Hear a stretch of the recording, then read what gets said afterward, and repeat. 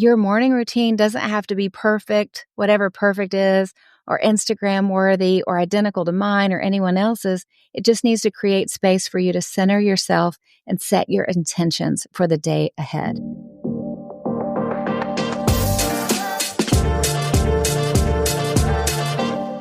Welcome back. I'm so excited about today's episode because we're tackling something that can genuinely transform your day-to-day life.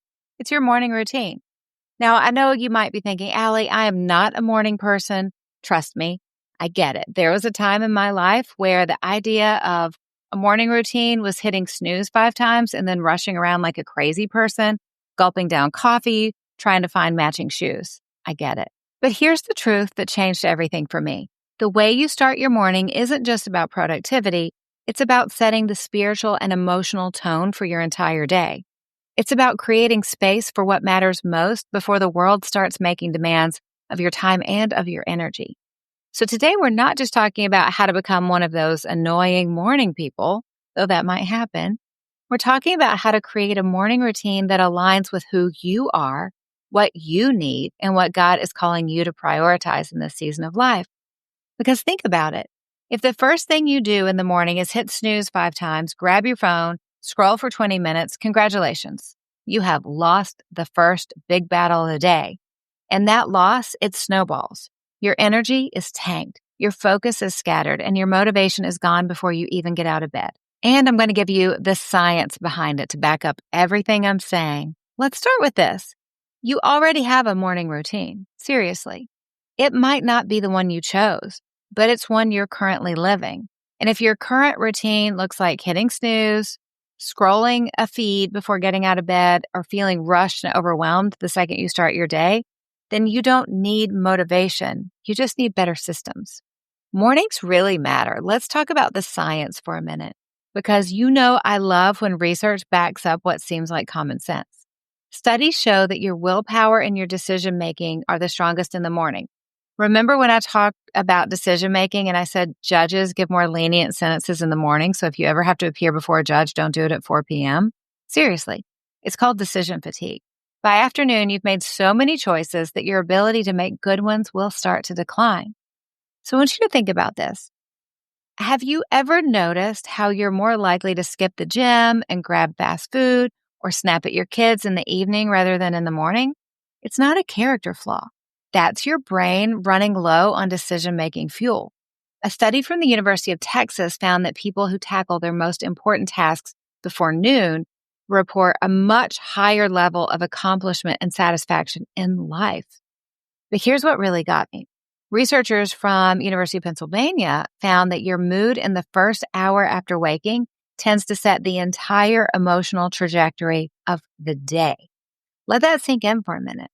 How you spend that first hour has a ripple effect on the next 23 hours of your day. But here's the thing. The Bible told us this long before scientists figured it out. Psalm 5:3 says, "In the morning, Lord, you hear my voice. In the morning, I lay my request before you and wait expectantly." There's something special about those first few moments of the day. So here's what I want you to remember. That first hour, it matters. If you start scattered and reactive, that feeling will follow you. If you start intentional and calm, everything will shift.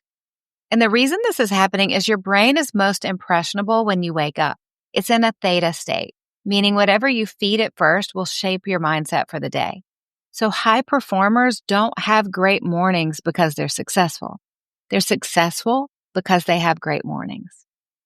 Now, before we go any further, I want to say there is no perfect routine. There is a myth that's probably making you feel inadequate, and that's that there's a perfect morning routine, and if I could just get it, I would get my life together. Well, there's no such thing as a perfect morning routine that works for everyone. I can't tell you how many times I tried to copy someone else's perfect miracle morning routine, right? Just to feel like a complete failure. But what I've learned through the years is that God has created us all uniquely. Your energy patterns, your season of life, your responsibilities, and your specific calling, they're all uniquely yours. So your morning routine should be uniquely yours too. When I had little kids around, I did not have a luxurious morning routine. It was really survival when you have 5 little kids. Maybe you have a newborn who wakes you up 3 times at night. Maybe you work night shift. Maybe you're a natural early birder or you're a night owl trying to function in an early bird world. The goal isn't to force yourself into someone else's idea of the perfect morning. The goal is to find what helps you connect with God, to prepare your mind and your heart, and to set yourself up for a day of purpose, whatever that looks like. So let's talk about some morning habits that are actually making you more tired. Here are the 3 biggest mistakes and why they're mistakes. Number 1, thinking hitting snooze helps you wake up. The truth is, hitting snooze makes you more tired, not more rested. Now, I know, it feels amazing early in the morning to get those extra 9 minutes of sleep. Like it is literally saving our lives. But what's actually happening is when you drift back to sleep, your body restarts the sleep cycle. So when your alarm goes off again, you're being pulled out of deep sleep because we hit our deep sleep when we first go to sleep. So this is why when your snooze goes off again, you literally feel like you've been hit by a bus. You will feel worse after a snooze session than if you had just gotten out of bed. It's called sleep inertia, and it lasts for hours after you hit that snooze button. Because otherwise, if you hit the snooze button, it's like your body is saying, oh, cool, we're sleeping again. Let's start a brand new deep sleep cycle. And then bam, that alarm is going to rip you out of it, feeling like you're confused, like you're a toddler who just woke up from a nap. It's no good. Throw your legs over the side of the bed as soon as your alarm goes off and just do it. Mistake number 2, scrolling first thing in the morning. It will shrink your attention span. If you've heard my podcast with Dr. Nicole Vignola or Dr. Aditi, they talked about this too. The dopamine spike that you're going to get from scrolling first thing in the morning really ruins your day. And here's the way it works. If the first thing you do in the morning is check your phone, you are training your brain to be distracted. So research shows that checking your phone first thing makes it harder to focus for the rest of the day. Your brain gets wired for quick hits of dopamine from social media and text and email. So when it's time to do something that requires focus, like reading, praying, work, deep work, your brain's like, no, thank you. Where are my reels? You see what I'm saying? I can't help but wonder if half of the attention problems that everyone's having right now, especially new attention problems, if people have never had problems with their attention, is just because we're training our brain that we don't have to work hard. We're training our brain for quick hits of dopamine. Your brain is like a puppy. If the first thing you do is throw it in a room full of squeaky toys and fireworks, like your notifications and your emails, it's going to expect that level of chaos all day long. And then when it's actually time to do something productive, your brain's like, no, where's my dopamine hit? I am not willing to work this hard for 15 minutes. So don't do it. You are making it harder for the rest of the day to focus. So here's the fix for this. No phone for the first 30 minutes. I will tell you, I do open my phone when I wake up in the morning and I do check my Aura Ring scores because I want to know, did I sleep well last night? Do I have high readiness? If I have high readiness, I know I can work out harder that morning. But I'm definitely not going on social media, not checking text, not checking email. Best case scenario, keep your phone out of reach. That way you're not grabbing it as soon as you wake up. For me, my alarm goes off on my Apple Watch, and then I check my Aura Ring data, and then I go straight into a workout. What you want to do is replace scrolling with something else that's going to fuel you, even if it's just sitting in silence or reading a page of a book or exercise or listening to something uplifting. So mistake number 3, not getting morning sunlight and wondering why you can't sleep at night. So this is a weird one, but it's backed by science. If you can expose yourself to natural light in the morning, it actually helps you sleep better at night. Windows don't count. Windows are good, but you really need to go outside. Your body has an internal clock called the circadian rhythm. So morning sunlight tells your brain, hey, it's daytime. Let's start the wake-up process. If you skip this, your body gets confused, and by the time bedtime rolls around, your brain's like, wait, is it morning? Shouldn't we still be awake? It is a sunshine issue. Your brain is like a confused toddler. If you don't tell it, hey, buddy, it's morning now, it's going to be wide awake at midnight trying to solve all your problems. So if you're like me, because I do get up at 5 a.m., I'm one of those annoying morning people. And if you had told me 10 years ago I wouldn't have believed you. But because I get up so early in the dark, I do have a light that I put in my garage when I work out that is very bright. And then when the sun comes up, I go outside. But a quick workaround for this is if it's already morning when you wake up, step outside for 10 minutes, drink your coffee outside, take your dog for a walk. If you have a devotional that you're doing, take that on the back porch. You don't have to be directly in the sun.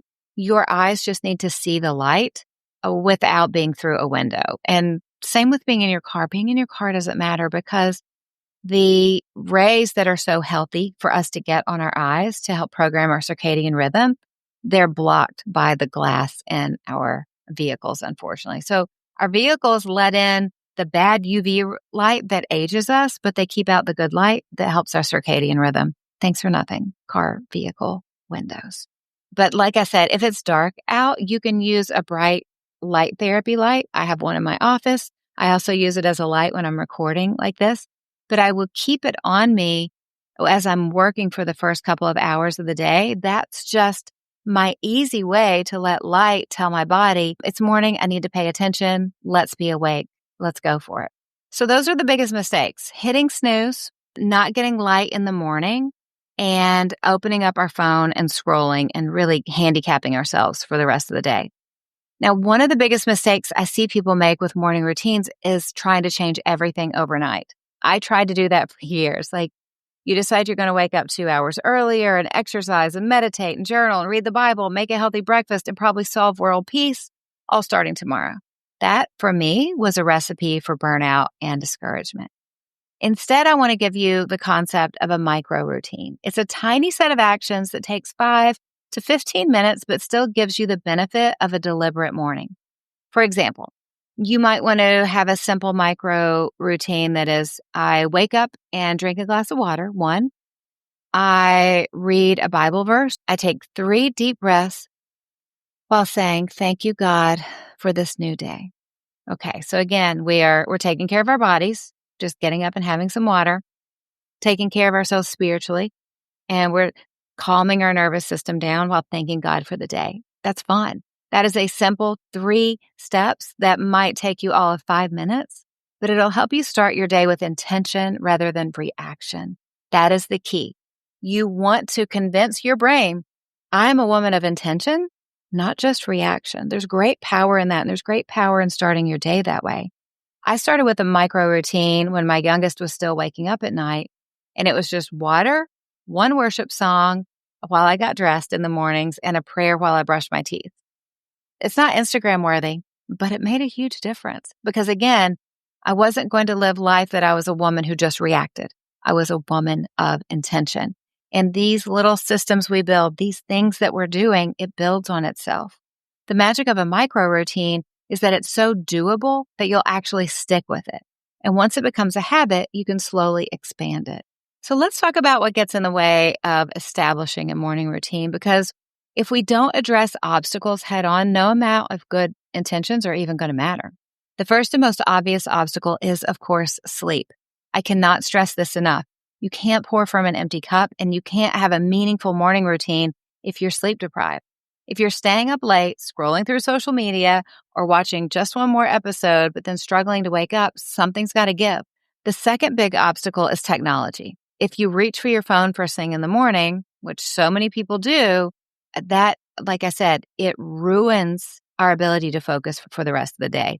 But also, studies show that checking your phone first thing actually raises your stress hormones and puts your brain in a reactive state rather than a proactive state, like we talked about before. We want to be women of intention, not reaction. The next obstacle is inconsistency. Say you try something for a day or 2, you don't see immediate results, and you give up.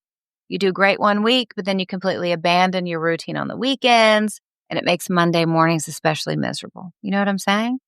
So what's the solution to all this? Why am I giving you all the obstacles? I give them to you because I want us to be honest about what challenges we're facing.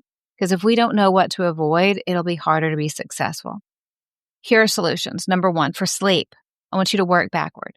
Decide when you need to wake up and then count back 7 to 8 hours to figure out when you need to be asleep. And then you've got to set an alarm to start your bedtime routine. For me, I like to be asleep at 9. I literally take melatonin every night at 8:30. I need my sleep. It's the only thing that keeps me sane. It keeps me healthy. It is how I restore every night. And then for technology, you can get an alarm clock. Seriously, you don't even have to bring your phone in your room, or you can just wear your Apple Watch to bed with, of course it'll be on sleep mode, so you're not going to be disturbed, but have the clock gently tap you awake at 5 a.m. or 6 a.m., whatever time it is for you. And then for inconsistency, I want you to start so small that it's almost impossible to fail. That's why a micro routine is really important. And I want you to give yourself grace when you miss a day. Just pick back up the next morning. It is okay to miss days. Just do it more days than you don't. Now let's get super practical. I'm going to give you 7 morning routine building blocks that you can mix and match based on your needs and season of life and the amount of time you have. I do not expect you to do all 7 every morning. I'm just giving you 7 that you can have. So again, you might mix and match with 2 or mix and match with 3 or mix and match with 5 or 6. But these are things that are all healthy and good and can help you start your day in the right way. Number 1, hydration. Drink a glass of water first thing in the morning. Your body's dehydrated, and after 7 or 8 hours of sleep, this simple step can help wake you up and give you a boost to your energy and your metabolism. I don't like cold water first thing in the morning. I actually make decaf green tea. I steep it in a giant water holder, and then it's still a little bit warm for me in the morning. It's kind of room temperature, and that's what I like. I hope that doesn't sound completely gross. Point being, have anything you want to drink in the morning. Just make sure it hydrates you. If it has caffeine, it's not going to hydrate you because it's a diuretic. But as long as it doesn't have caffeine, that's something that's going to hydrate you. So have anything you want to drink in the morning as long as it gives you hydration. 2, movement. This could be 3 minutes. This could be an hour. It could be anything from gentle stretching to a full workout, but movement will increase your blood flow to your brain and releases really, really positive endorphins that you want a lot of. Number 3, spiritual connection. This could be 2 minutes. It could be 20 minutes. Prayer, Bible reading, listening to worship music. Add that in however much time you have. 4, mind preparation. So I want you to think about reviewing your calendar, write your top 3 priorities for the day, or do a brain dump of everything on your mind. Number 5, nourishment. A high protein breakfast will fuel your body and your brain. Minimum 30 grams of protein. I try to get 50 grams of protein in at breakfast every morning. I know it sounds like a lot. You can try a protein powder. I love no-cal protein powder. Greek yogurt has a ton of protein, but protein for us as women, especially as we get a little older, is really, really important for us to keep up our vitality, keep up our collagen, and keep up our muscles. Number 6, learning. Read a book, read a chapter, listen to a new podcast, or work on a new skill. Maybe you combine some like movement and learning together like I do. I like to go for walks around my neighborhood. I put on a weighted vest so it has resistance to it, and I walk around my neighborhood and I listen to a book or I listen to a podcast. So 2 of those things together with, a water bottle. So I'm getting hydration at the same time. And then the 7th building block is creation. So it could be writing, it could be art, music, any creative expression that makes you come alive. Now, the key is just to pick 2 to 4 of these building blocks to start with. Focus on the ones that align with your why and the ones that align with your personality. As these become habitual, you can add more blocks to it if you are in a season of life where that's possible. So say you're a busy mom of young kids, you might choose hydration of just having a glass of water, movement, 20 minutes before kids wake up, spiritual connection, 5 minutes of Bible reading while the kids eat breakfast. And then while the kids watch a show, then you get your prayer time in. However it looks for you is okay. Every morning is a fresh start. Every morning is a new beginning. Every morning is an opportunity to realign your life with what truly matters most to you.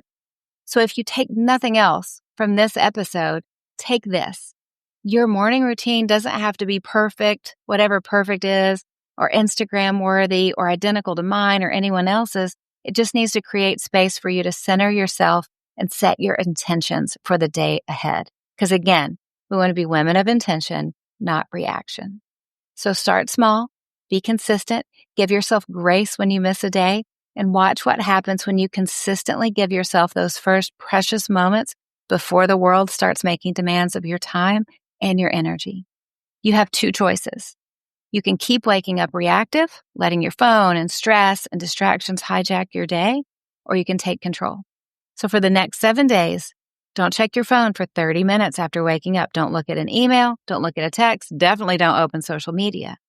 Instead, replace it with one small intentional action. Let's talk recommendations. So here is my newest thing. If you're watching on YouTube, you can see it's a little brown bottle, spray bottle.